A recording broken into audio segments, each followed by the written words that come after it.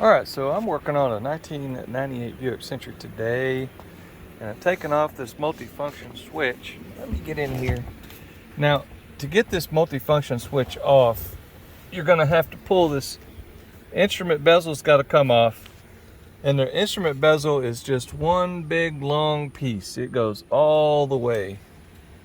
It goes all the way down there, and on the end, on the very end right here, there's, I think it's a 7mm screw, okay? So, and also as well, the glove box will have to be open. You'll have to pop this out, and that little piece of molding down there at the end right here, you'll have to move that. It'll have to move a little bit, but you could get it out with it there. So all that's got to come off, okay? And then once you get all that off, the kick panel, I think there's some insulation down there. There's a kick panel down there that has 4 10mm bolts in it, okay? That's got to come off. This insulation panel, this is the part that you see, okay?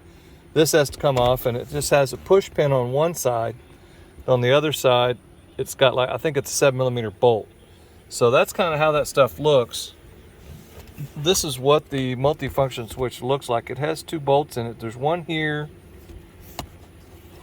there's one there, okay? And I'm going to do it without pulling the steering wheel. And the way I do that is I just get a, where is that little feller at? Yeah, just get a 1/4 inch box end wrench and the little Torx there, like that right there. And I just unscrew that and take that out like it is without having to pull the steering wheel. So otherwise, you just can't get to it.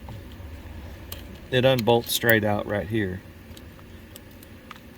So that's kind of a pain in the butt, but then once you get those 2 out, there you are. You've got it out. You just have to undo the wiring harness a little bit and get those wires out. So that's kind of how it goes. Now this thing, it does have a secret bolt, and I'll show you. There's a bolt that goes right here, and it uses a Torx. That's what it looks like. Now when I took this one off, it was cracked and all messed up. So, and it's normal for those to be cracked. So I got some epoxy and I reinforced it a little bit with some epoxy. That's what it looks like.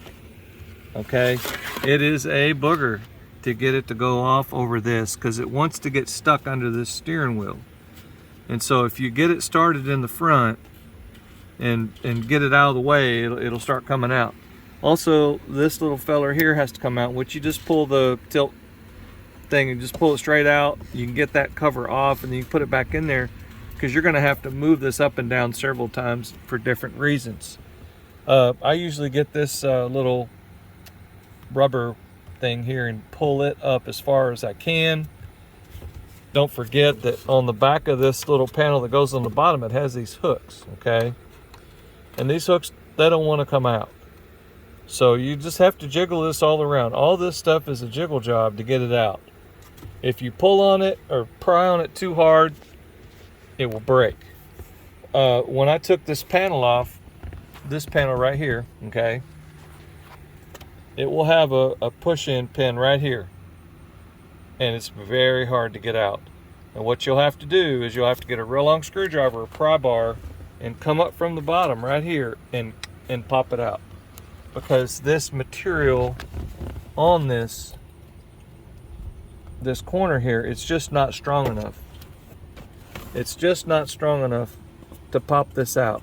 And once it gets cockeyed a little bit, because these are easy and it'll get crooked, then this thing here just digs in more and it don't want to come out.